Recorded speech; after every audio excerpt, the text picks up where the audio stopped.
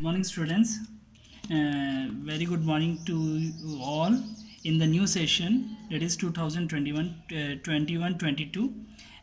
This is the video for 9th class, and today we are going to start our first chapter, and that is of history, the French Revolution. ठीक है ना, मतलब France की क्रांति के ऊपर. Revolution means क्रांति. Okay, तो इसमें जो before starting the matter of French Revolution, we are going to discuss some of the important terms which are a part of the French Revolution. तो हम कुछ टर्म्स समझ लेते हैं. Terms used in France during French revolution. France में हुई थी French revolution, इसलिए हमने यहाँ पर मेंशन करा है. तो इसमें जो फर्स्ट टर्म जो यूज़ होता है वो है लिवरे. लिवरे क्या है, व्हाट इज दिस लिवरे, हम देखेंगे हमारे लेसन में लिवरे वर्ड यूज़ करेंगे. तो लिवरे का मतलब होता है यूनिट ऑफ करेंसी. जो फ्रांस में करेंसी चलती थी फ्रेंच रेवोल्यूशन के पहले या फ्रेंच रेवोल्यूशन के समय ना, उसको हम क्या नाम देते हैं, लिवरे बोलते थे. ठीक है ना, जैसे हमारी करेंसी क्या है, रुपी है. तो फ्रांस की जो करेंसी फ्रेंच रेवोल्यूशन के समय थी in the 18th century, during the 18th century is leverage. ठीक है ना, और ये कब तक चालू थी, 1794 तक जो फ्रांस की करेंसी थी वो लिवरे थी. उसके बाद वो चेंज हो गई थी. ठीक है ना. सेकंड जो है इसमें टर्म यूज़ हो रही है फ्रेंच रेवोल्यूशन में, क्लर्गी है.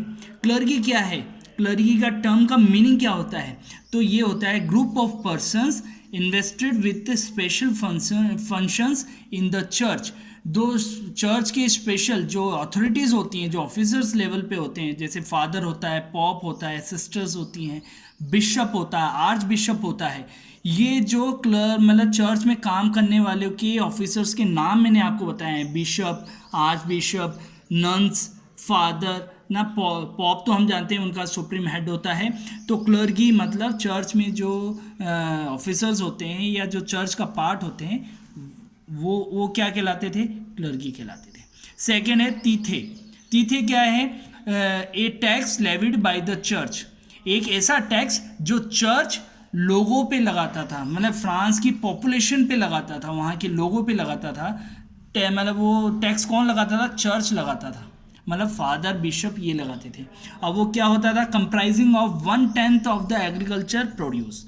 मतलब जो भी फार्मर्स हैं, ठीक है ना, इंडिविजुअल फार्मर्स भी हैं, ये कम्युनिटी एग्रीकल्चर लैंड है, ये इंडिविजुअल लैंड है, उन सबको अपने मतलब प्रोड्यूस का, एग्रीकल्चर प्रोड्यूस का 1/10 चर्च को टैक्स के रूप में देना पड़ेगा. फिर थर्ड इसमें फोर्थ जो टर्म है टेले.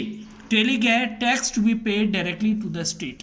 कुछ टैक्स ऐसे होते थे जो चर्च नहीं लगाते थे, डायरेक्टली मतलब किंग मतलब रॉयल फैमिली लोगों पे पॉपुलेशन लगाती थी, उसको हम टेले कहते हैं. ठीक है ना. अब मैंने रॉयल फैमिली की बात कर रही है तो हम थोड़ा समझ लें कि रॉयल फैमिली में फ्रेंच रेवोल्यूशन के समय फ्रांस का किंग कौन था. तो फ्रांस का किंग फ्रेंच रेवोल्यूशन के समय था लुई. देखो एस लगा है लेकिन हम इसको लुईस नहीं बोलते हैं, लुई पढ़ा जाता है, साइलेंट है. लुई 16, एक्स का मतलब होता है 10, VI 6, तो 10 + 6 16. लुई 16 था the king of France during French revolution. तो ये किंग का नाम भी हमें पता लग गया. फिर सेकेंड जो टर्म है क्वीन मारी एंटोनेट. क्वीन मारी एंटोनेट जो लुई 16 की वाइफ थी, इसलिए क्वीन मैंने वर्ड यूज़ करा है. अब मारी एंटोनेट कहाँ से बिलोंग करती थी, ये थी प्रिंसेस ऑफ ऑस्ट्रिया. यूरोप का एक कंट्री है जो कि एक मतलब उसका नेबरिंग कंट्री है फ्रांस का, ऑस्ट्रिया. वहाँ की वो प्रिंसेस थी और उनकी शादी लुई 16 से हुई थी. ठीक है. अब इसमें जो थर्ड मोस्ट इम्पॉर्टेंट जो मेन इम्पॉर्टेंट टॉपिक है वो है states.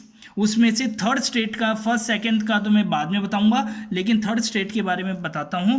People included in the third state made up of 90% of the total population of France. मतलब जो थर्ड स्टेट में, मतलब फ्रांस को 3 स्टेट में डिवाइड करा गया था, उसमें थर्ड स्टेट जो था उसकी 90% पॉपुलेशन को थर्ड स्टेट में रखा गया था. अब जैसे डिवीजन ऑफ स्टेट्स की बात करें, division of France into 3 states, मतलब पूरे फ्रांस को 3 हिस्सों में बांटा गया था पॉपुलेशन को. मैं पॉपुलेशन की बात कर रहा हूँ, लैंड की बात नहीं कर रहा. बिफोर द फ्रेंच रेवोल्यूशन पहला स्टेट जो था, पहले स्टेट में कौन सी पॉपुलेशन थी, क्लर्गी मतलब चर्च वाले, चर्च में जो काम करते थे, चर्च में जो रहते थे, चर्च के जो ऑफिसर्स होते थे, उनको फर्स्ट स्टेट में रखा गया था. या रॉयल फैमिली को इसमें रखा गया था। सेकेंड स्टेट था नोबिलिटी। नोबिलिटी मीन्स मतलब जो रॉयल फैमिली के नोबल थे, नोबल का मतलब वफादार, यहाँ पर नोबिलिटी का मतलब होता है वफादार, जो रॉयल फैमिली के वफादार थे उनको सेकंड स्टेट में रखा गया था। और थर्ड स्टेट में कौन सी पॉपुलेशन को रखा गया, जैसे बिजनेसमैन हो गए, छोटा या बड़ा, बड़ा बिजनेसमैन भी इसमें आया, छोटा बिजनेसमैन भी आया। मर्चेंट्स, मर्चेंट्स मीन्स व्यापारी, जितने भी दुकानदार हैं, चाहे वो होलसेलर्स हो, रिटेलर्स हो या C&F हो या डिस्ट्रीब्यूटर्स हो, सारे थर्ड स्टेट में आते थे। लॉयर्स, सारे वकील किसी भी लॉ के कोर्ट के हो, वो सारे इसमें थर्ड स्टेट में आते थे। फिर पीजेंट्स, पीजेंट्स मतलब मजदूर, जो मेहनती मतलब मेहनत का काम करता है, फिजिकल वर्क करता है। आर्टिशंस, जो मतलब पेंटर्स हो गए, है ना, जो आर्टिस्ट हैं जैसे कारपेंटर्स हो गए, पेंटर्स हो गए, सारे इसमें थर्ड स्टेट में आते थे। और कौन आता था थर्ड स्टेट में, स्मॉल पीजेंट्स। पहले तो बड़े पीजेंट्स, बड़े लैंड फार्मर्स आ गए, अब छोटे फार्मर्स भी इसमें आते थे। लैंडलेस फार्मर, जिन लेबर्स के पास मतलब अपनी खुद की ज़मीन नहीं होती थी, एग्रीकल्चर लैंड, वो भी इसमें आते थे। फिर सर्वेंट, सर्वेंट का मतलब डोमेस्टिक सर्वेंट, जो हमारे घरों में काम करते हैं, ये सारे थर्ड स्टेट में आते थे। मतलब सबसे बड़ा जो पॉपुलेशन था वो थर्ड स्टेट में होता था।